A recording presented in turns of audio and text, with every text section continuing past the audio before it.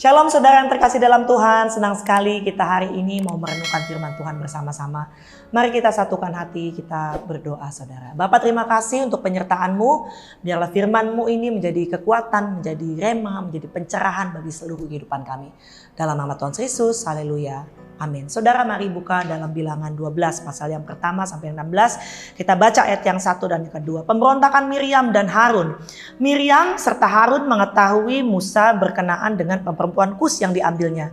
Sebab memang ia telah mengambil seorang perempuan Kus, kata mereka. Sungguhkah Tuhan berfirman dengan perantaran Musa saja? Bukankah dengan perantaran kita juga ia berfirman? Dan kedengeranlah hal itu kepada Tuhan. Jadi waktu itu memang Musa mengambil seorang perempuan Kus untuk menjadi istrinya saudara. Dan Miriam dan Harun ini tidak suka saudara. Miriam dan Harun lupa bahwa Musa adalah orang yang dipilih Tuhan. Seorang nabi yang dipilih Tuhan untuk berkomunikasi langsung dengan Tuhan.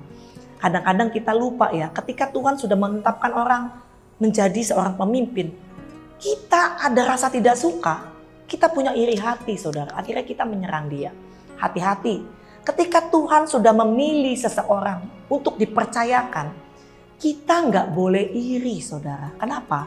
Karena itu adalah haknya Tuhan. Tuhan yang tahu, Tuhan yang punya hak untuk memilih seorang yang dipercayakan. Ketika kita melihat orang lain sukses, teman kita sukses, saudara kita sukses, yang menurut pandangan kita sukses gitu saudara, dan kita punya rasa iri terhadap dia. Hati-hati, kadang-kadang kita melakukan tindakan-tindakan yang di luar dari kapasitas kita. Ketika muncul iri hati, dendam membuat kita suka melakukan hal-hal yang jahat, saudara. Kita menyerang orang tersebut, kita memfitnah orang tersebut, kita komporin orang lain untuk membenci orang tersebut. Hati-hati, kita bisa salah di hadapan Tuhan. Dan kita menjadi orang yang jahat di hadapan Tuhan. Kita baca ayat 5 sampai ke 10 saudara. Lalu turunlah Tuhan dalam tiang awan dan berdiri di pintu kemah itu. Lalu memanggil Harun dan Miriam.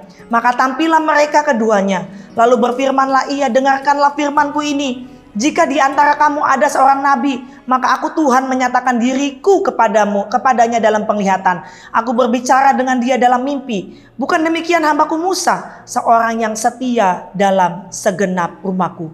Berhadapan dengan aku, berbicara dengan dia terus terang, bukan dengan teka-teki. Dan ia memandang rupa Tuhan. Mengapakah kamu tidak takut mengenai hambaku Musa?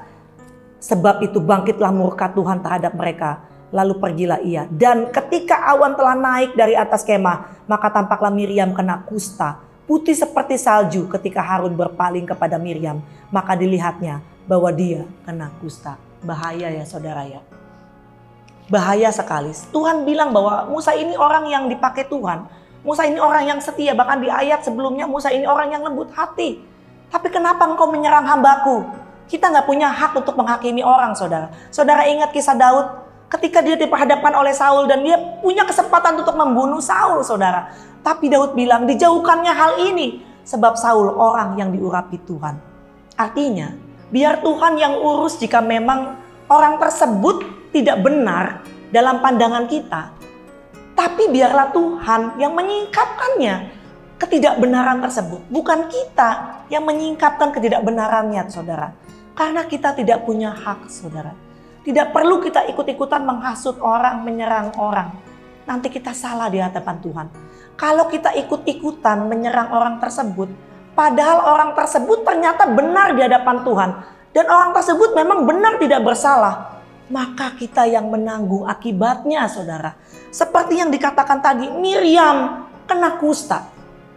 Akibatnya dia dikucilkan. Jadi sikap kita, jika kita mendengar hal-hal yang tidak baik terhadap seseorang, tugas kita adalah mendoakannya, bukan malah menyerang orang tersebut. Kita baca ayat yang terakhir, ayat yang ke-13 saudara.